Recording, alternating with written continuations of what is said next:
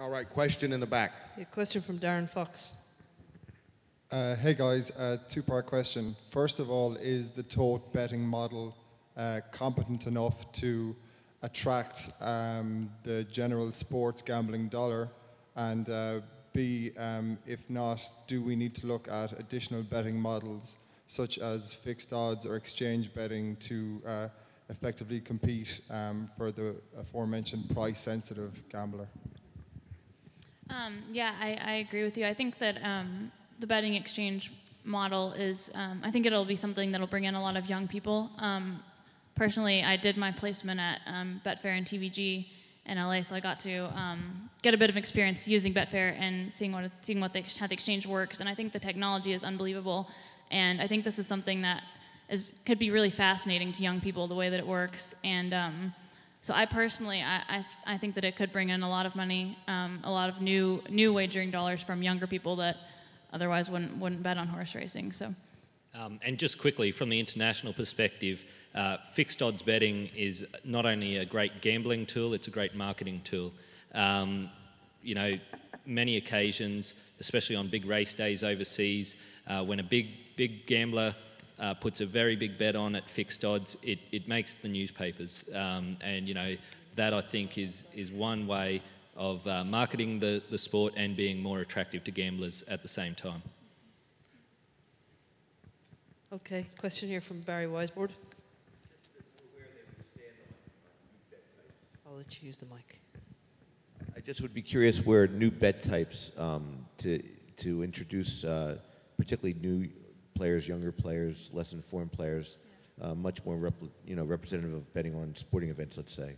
How does that, whether they're by exchange or pari-mutually, how that would fit into your thinking? I think new bet types is definitely something that can help the industry. We need to be able to make bets simple and attractive to new participants in the industry. I think something that could actually help a lot would be if you were able to bet on, say, the leading owner or the leading trainer, because that would be something that you can follow for the entire meet. You can have a real, true vested interest in that racetrack, in what that owner, that trainer, or that jockey is doing, and you'll want to watch them every time they're up. I completely agree with what Lindsay said, and I think that's something that could be done on the exchange. You could bet on who you think is going to be horse of the year, who's going to be leading trainer, leading owner, leading jockey, things like that, and watch the odds change throughout the year and maybe hedge your bet, bet on another horse. So yeah, I completely agree with you, and I think that that's something that could be done with the exchange. It could be really interesting, new type of bet. Barry, I believe this is a bet type that we discussed in our discussion earlier in the year. Head-to-head betting, I think, like a sort of sports betting type, I think that can be proposed into the market. The pari-mutuel would decide on two horses that I think the public can and just bet on the two horses that's similar in the market. It creates an easier bet type for the person to understand, and also there's a greater chance of them winning and getting something out of the event. The two horses can run dead last and second last, but the two competing bet types can still get a great experience out of the race. Any more questions? Got another one over here for Chris.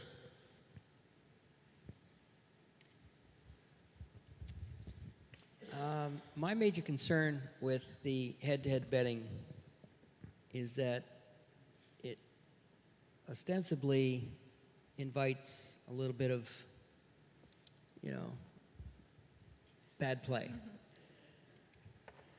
It's not very difficult for a rider to ease up on a horse.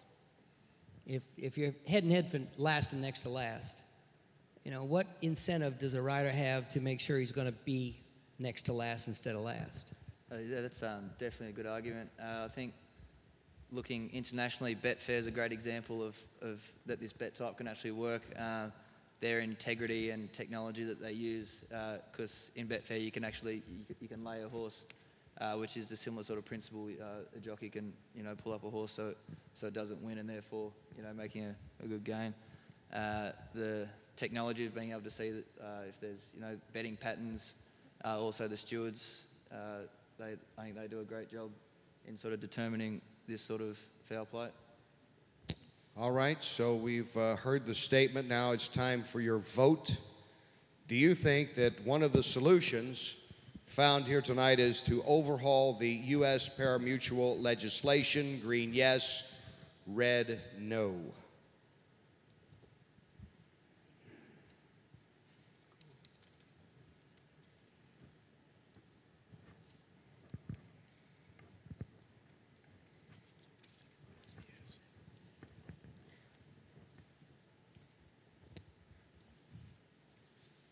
$59, $54 say yes, 10 of you say no. So I think all but one thing you chose, that you as a group, everybody agrees that that's part of the solution. Congratulations. We move on now to the marketing and ownership. And our group here says, here's one of the solutions. Central marketing body to encourage young people's interest in the sport via social media. All right, why not? From an owner's point of view, establishing what NTRA should become more influential in terms of marketing. For a couple classic examples is in Britain at the moment, they've established a Racing for Schools program targeting school-age people in primary school, which is internet-based schools thing, and you sort of go on there, you log on, you just follow horses. It's kind of like a software kind of game. So another example is the Betfair Owners Club, also in Britain, where 18 to 23-year-olds can pay 200 quid a year to have a share in 6 horses, 3 national hunt, 3 flat horses, and they follow the progress. They have organised meetings, they have organised stable visits, days out the races, social occasions down the pub, what have you. It's just, these can be implemented to target the people here sitting in front of you, the 12 of us, to get involved. 3 people that come to mind that are youthful, energetic owners in the industry, and also 3 celebrities, which is Bobby Flay, Toby Keith, and Jim Rome. These could be used as a marketing tool or marketing campaign. Take Bobby Flay, for example. It could be NTRA could purchase some advertisement space on the Food Network, and they could market Bobby Flay towards middle-aged women in their 30s who are stay-at-home wives to a New Yorker businessman. They could be there watching Bobby Flay try and turn something out of a blood orange into a beautiful meal, and say, "Wow, look at Bobby Flay. And Bobby Flay can appear and say, 'Come and race a horse with me,' and just to generate small basic things like that can be implemented. To just say, well, to just generate more positives, because what we've found here for the last 6 months, everyone's much focused on the negatives. Just to try and turn it around and use some energetic people such as them who have a large customer base to just get involved." Just from a TV standpoint, as Nick highlighted there, there's no doubt about it that celebrities are a huge key factor. I think Bobby Flay, Jim Rome, now we have Wes Walker, the American football player, getting involved in horses. This is a great way of getting young people involved. There's no doubt about it that, when the sports stars get into it, from other sports, people do get very interested. With that,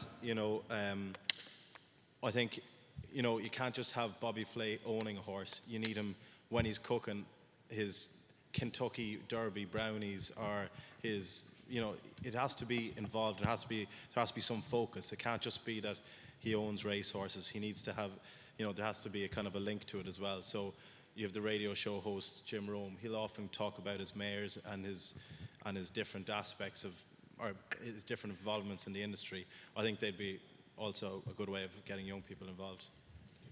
All right, open it up to questions. Can I say something? Yes, you can. Thank you. From the media perspective, I just wanted to touch on the social media aspect of that solution.